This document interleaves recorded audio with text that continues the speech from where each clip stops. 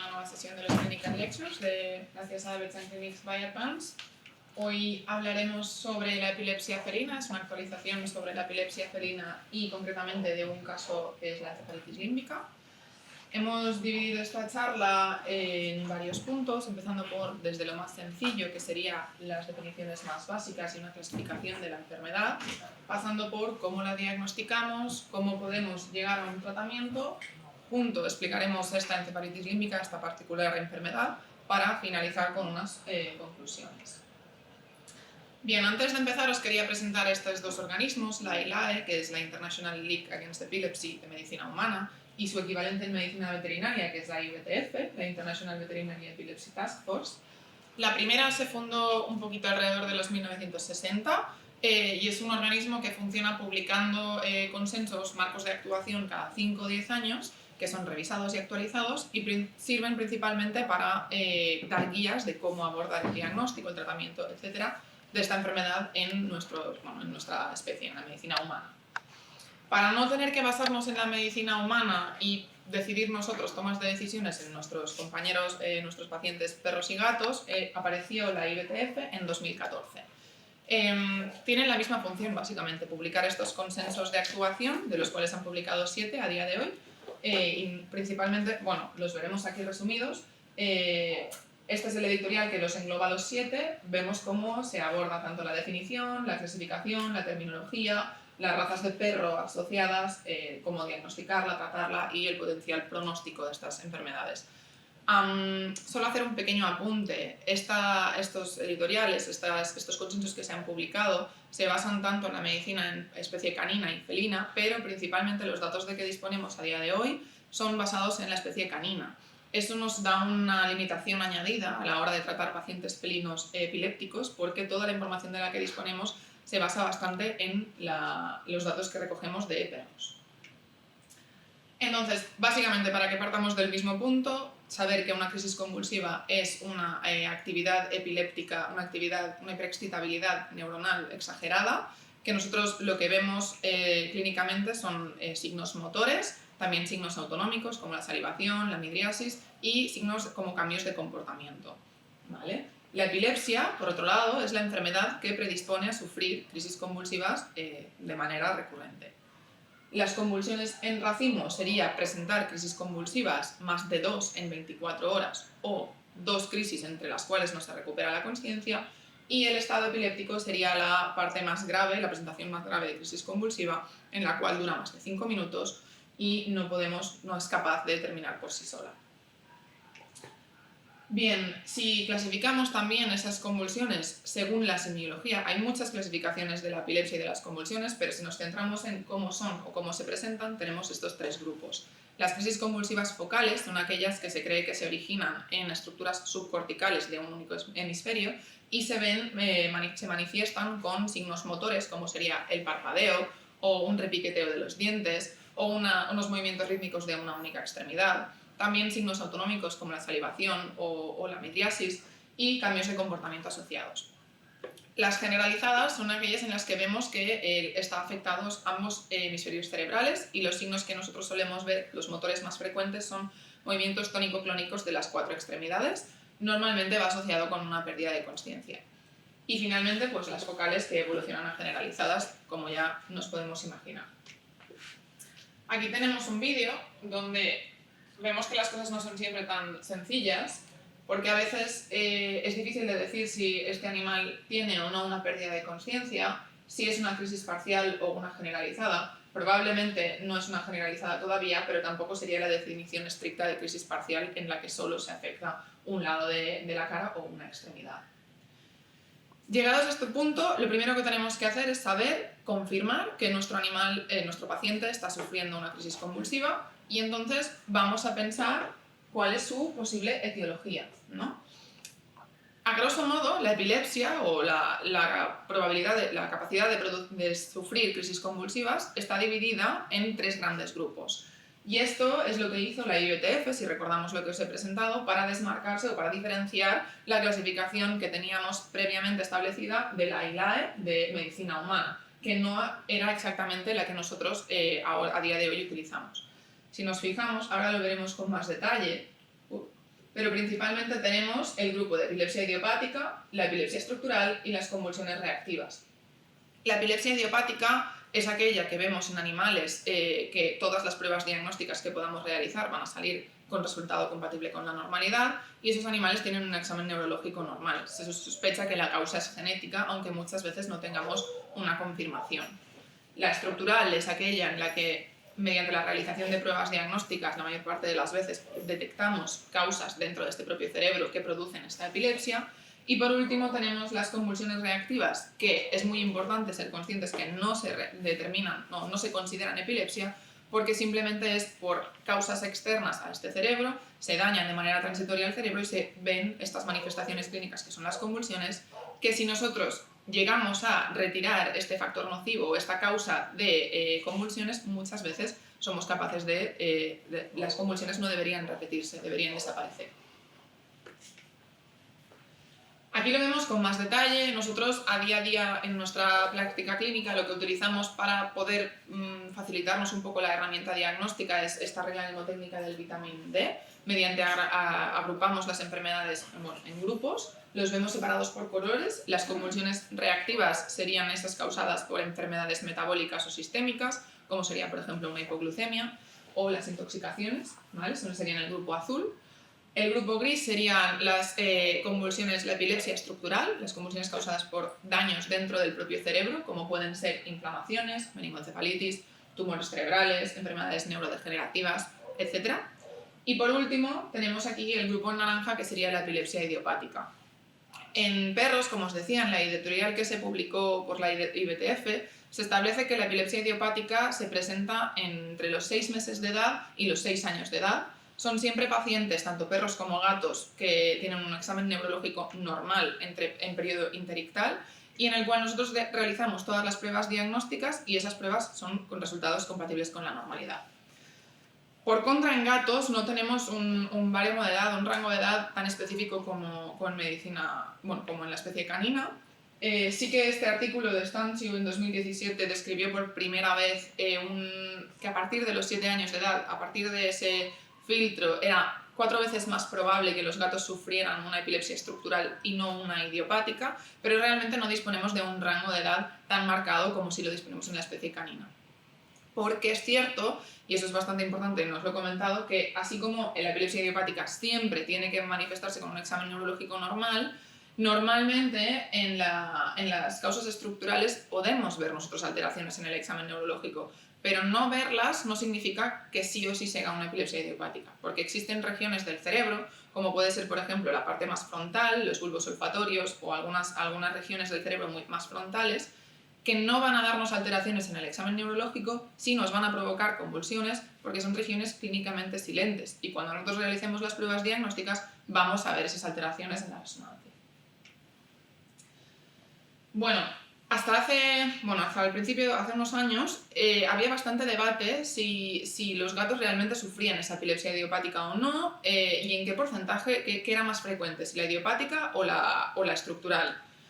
Y como podemos ver, hay artículos, como por ejemplo este publicado en 2004, que si nos vamos a la columna de epilepsia idiopática, la prevalencia es de un 0%, mientras que si vamos a este de 1989 puede llegar a subir hasta casi un 60%. ¿Cómo es esta discrepancia tan alta?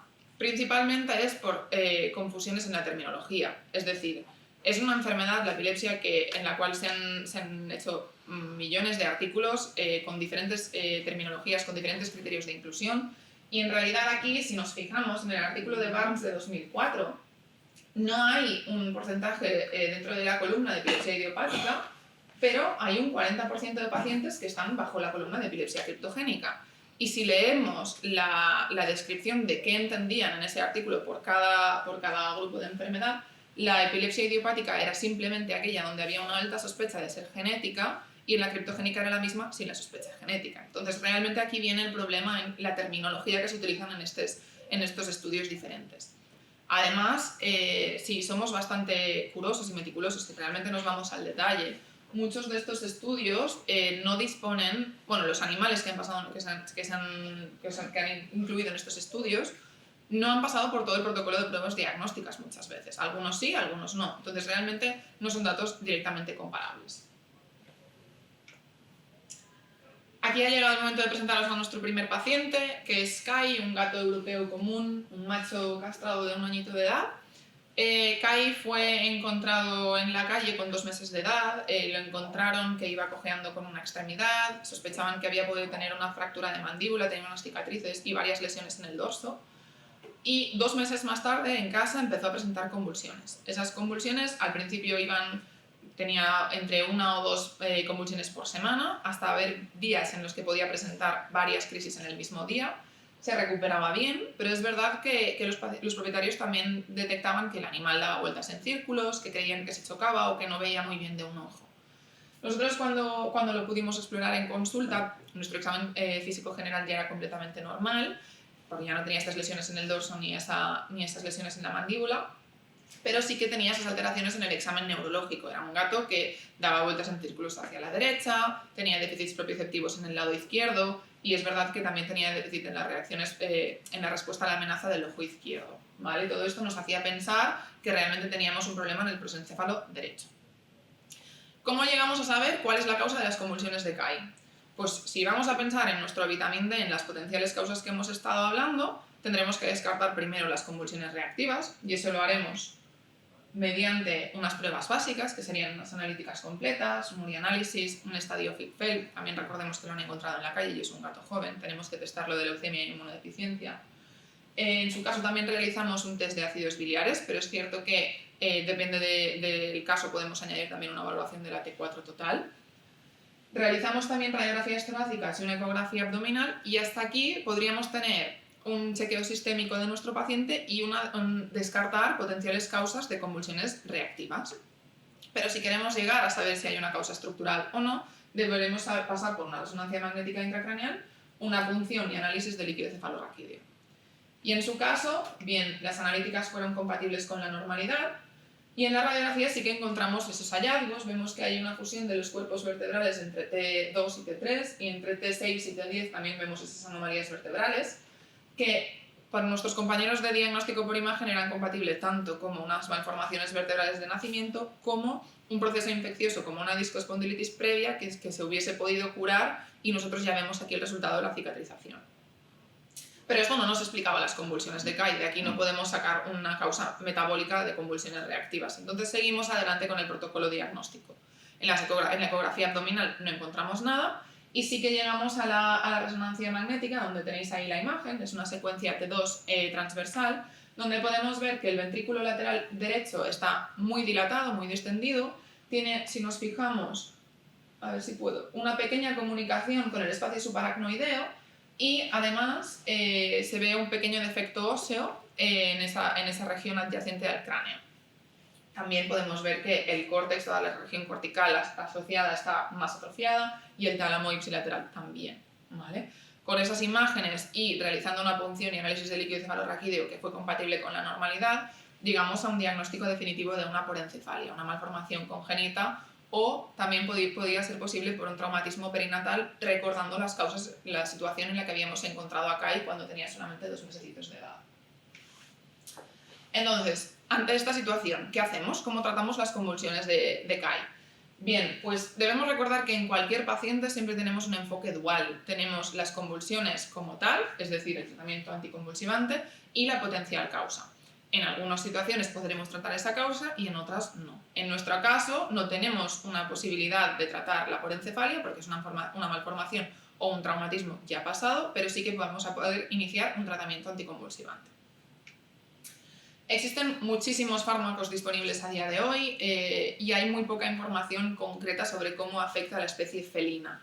Si nos basamos en esta revisión sistemática de 2018, lo que hicieron en este artículo fue revisar absolutamente toda la publicación que había hecho hasta la fecha, considerando los fármacos disponibles para la especie felina relacionados a su eficacia y su seguridad. Y de aquí tenemos esas dos pirámides, la primera en relación a la eficacia y la segunda en relación a la seguridad.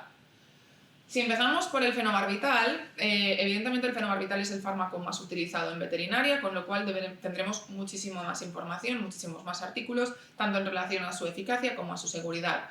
Y la verdad es que alrededor de un 65% en esta revisión sistemática encontraron que alrededor de un 65% de los gatos tratados con fenobarbital tienen un buen control de las crisis convulsivas y un 80% de los gatos no tienen efectos secundarios asociados. Y cuando lo tienen, suele ser la sedación el más frecuente. Es decir, son efectos secundarios tolerables en este caso. Si bajamos el siguiente en la escalera de eficacia, nos encontramos con el levetiracetam. El levetiracetam es un fármaco bastante nuevo, ¿no?, de un mecanismo de acción alternativo al fenobarbital, lo cual nos ofrece una segunda puerta en casos de animales que no respondan bien a la primera terapia para hacer una politerapia. Y además lo que nos interesa bastante es que no se metaboliza por el hígado, con lo cual es una buena herramienta para pacientes con posible enfermedad hepática. Sin embargo, no hay muchos estudios que nos demuestren su efectividad. Sí que hay uno que nos demostraba que un 70% de los gatos que no respondían a fenobarbital, si añadíamos como politerapia el levetiracetam, podían responder, pero no como fármaco de primera elección, como tratamiento solo.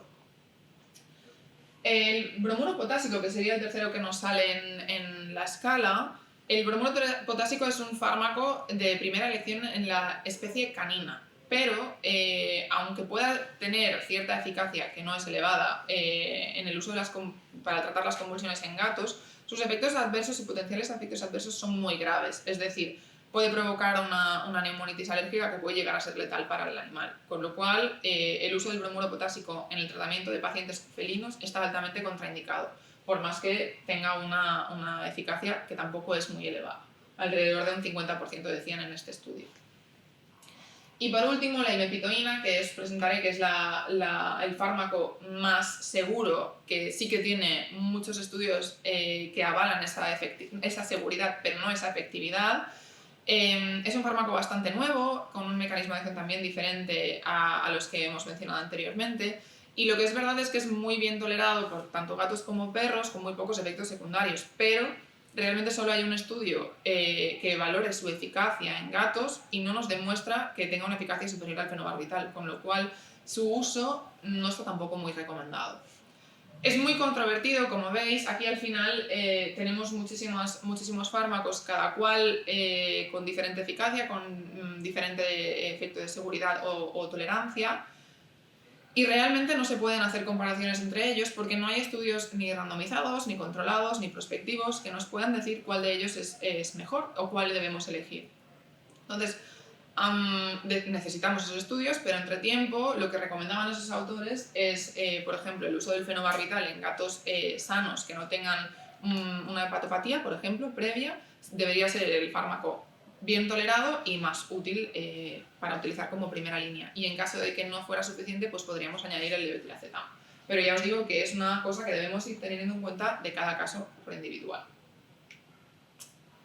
Ahora os voy a presentar a nuestro segundo paciente. Este es Lilo. Lilo es un British Shorthair, un macho castrado de 2 años de edad, que se presentó en consulta con una historia de 24 horas de cambios de comportamiento. La propietaria notaba en casa que el gato estaba muy agresivo, que corría arriba y abajo, que no le dejaba tocarlo, cosa que nunca había hecho.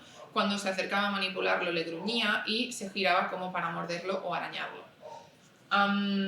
Principalmente estos fueron los signos que ella detectó y dentro con nosotros en consulta ya pudimos detectar que presentaba sus primeras convulsiones parciales y por tanto detectamos que era un paciente epiléptico.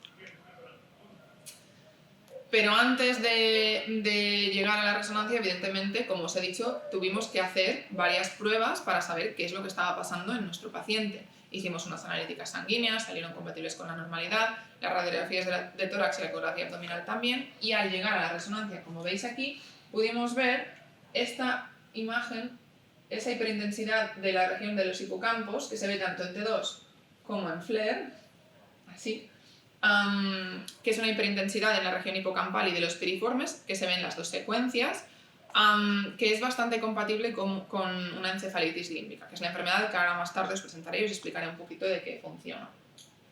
También realizamos una punción de líquido cefalorraquídeo que fue compatible con la normalidad.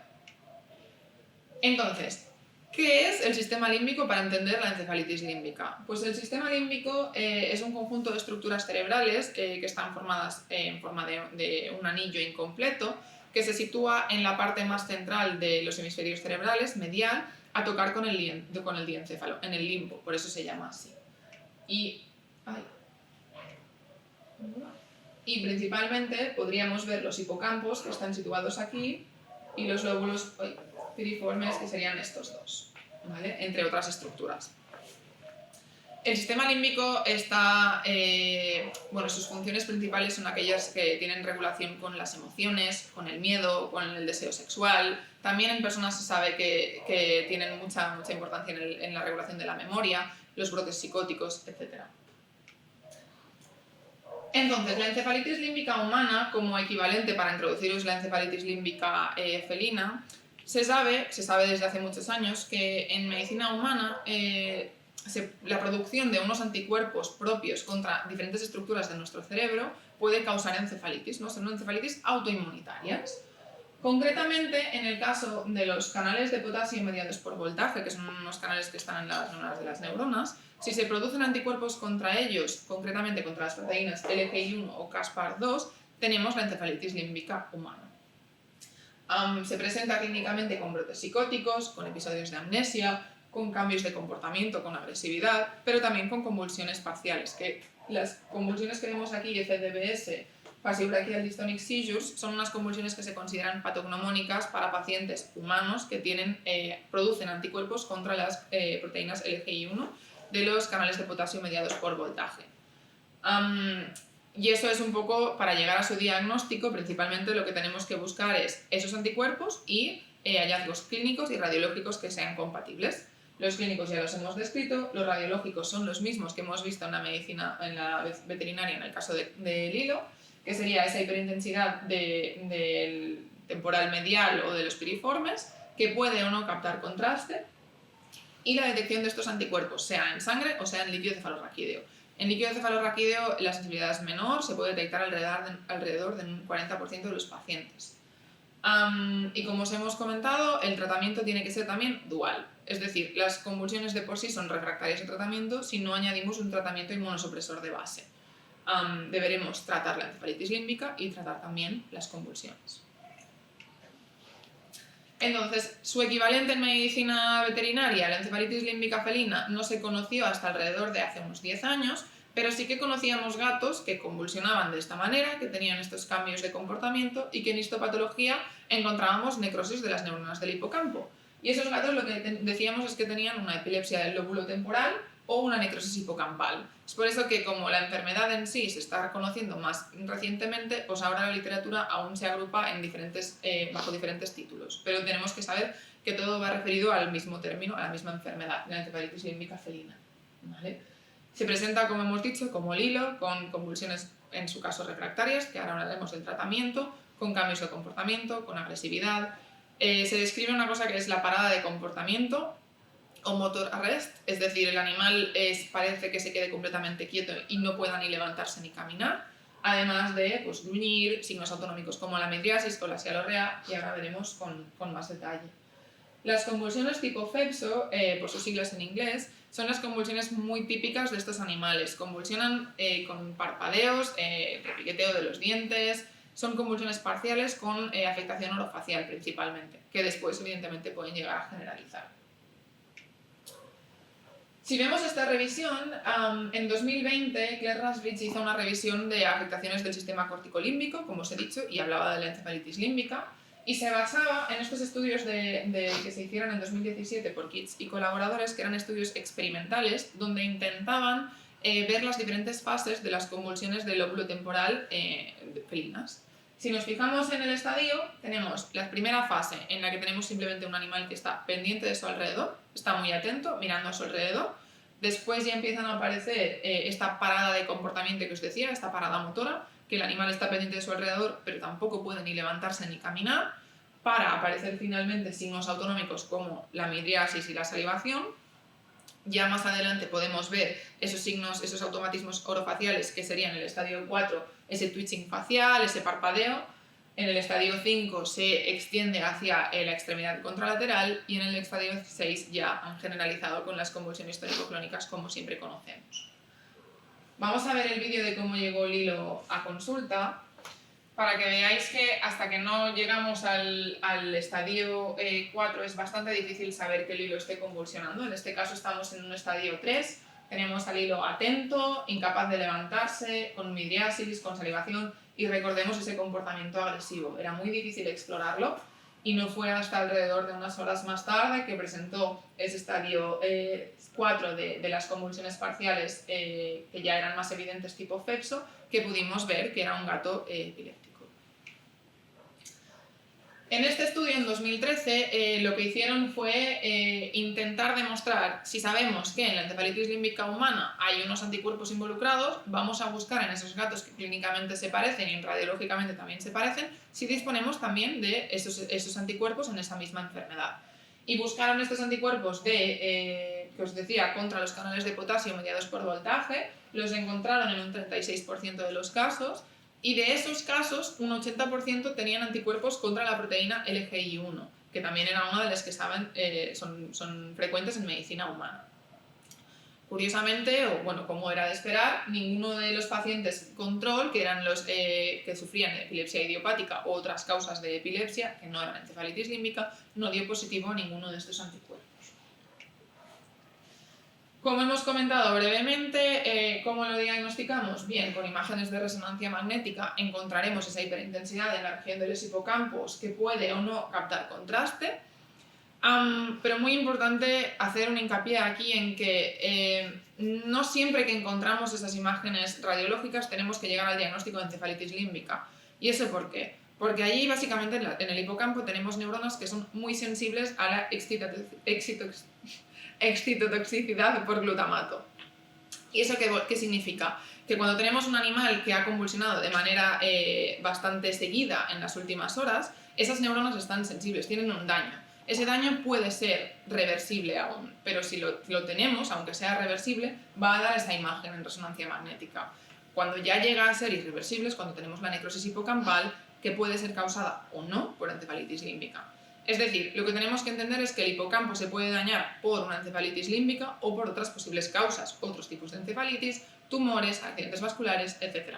Y ver esa imagen, hasta que no se sabía que existía la encefalitis límbica, se entendía que esta imagen era simplemente una consecuencia de una actividad epiléptica sostenida. Ahora se sabe que puede ser tanto causa como consecuencia. Para buscar más allá cómo se produce este daño en la encefalitis límbica, qué hacen esos anticuerpos cuando llegan a esas neuronas, lo que intentaron hacer en este estudio en 2014 es saber cuál era el mecanismo fisiopatológico por el cual los anticuerpos producían esa necrosis hipocampal. Y se vio que su función es mediante la activación del complemento y el depósito de inmunocomplejos. Y eso lo podemos ver aquí en dos cortes histopatológicos en un gato control y en un gato en convulsiones tipo Fepso, en el que vemos una pérdida neuronal moderada en el cuerno de Amon y una activación del complemento. También se detectó en histopatología una astrocitosis y una activación de la microglía marcada, y menos frecuentemente, pero también existía una infiltración de linfocitos tipo T. Este tipo de mecanismos histopatológicos o fisiopatológicos eran los que también se ven involucrados en la encefalitis límbica de medicina humana, y no está descrito en ninguno de los casos controles.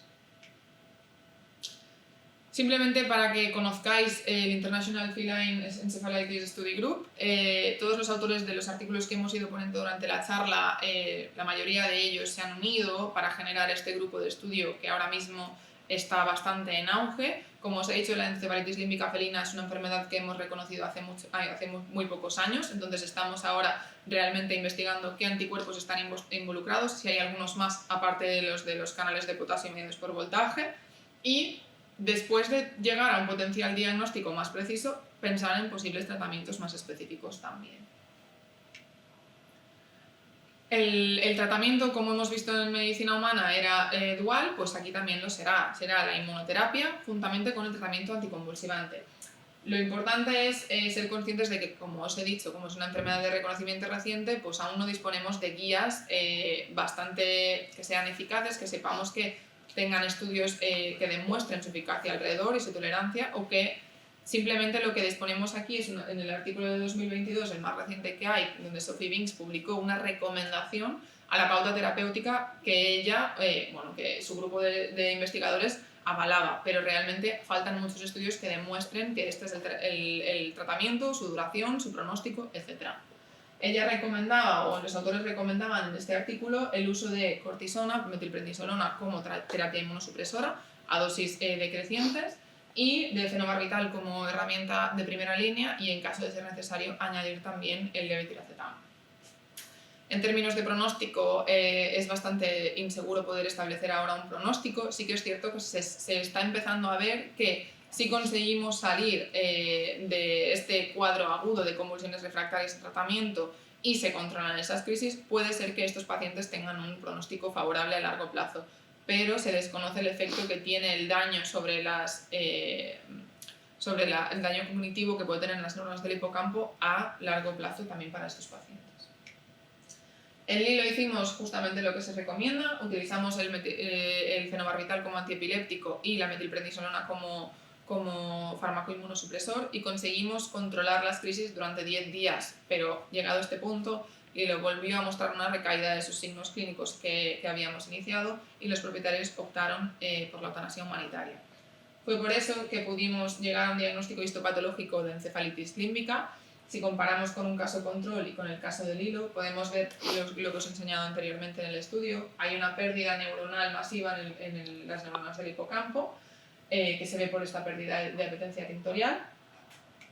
Si nos acercamos un poquito más, también podemos ver la pérdida neuronal junto con una activación de la microglía en la imagen de la izquierda, y también una infiltración de linfocitos tipo T formando manguitos perivasculares en la imagen de la derecha. Bien, simplemente para que os lo llevéis estos 4 puntos que quiero que salgan de aquí muy claros de esta charla, es que seáis conscientes de que la epilepsia es la enfermedad neurológica crónica más frecuente en la especie felina, también canina y también medicina humana, que todo gato que sufre crisis convulsivas tiene que ser sometido a pruebas diagnósticas para conocer su etiología, y que la encefalitis límbica felina, que es esta enfermedad de reconocimiento reciente, es muy parecida a su equivalente en medicina humana, que el estudio de estos anticuerpos involucrados puede llevarnos a tener un diagnóstico más preciso y a un potencial futuro tratamiento más específico en un futuro. Y simplemente daros las gracias por haberme escuchado hasta aquí. Gracias a todos.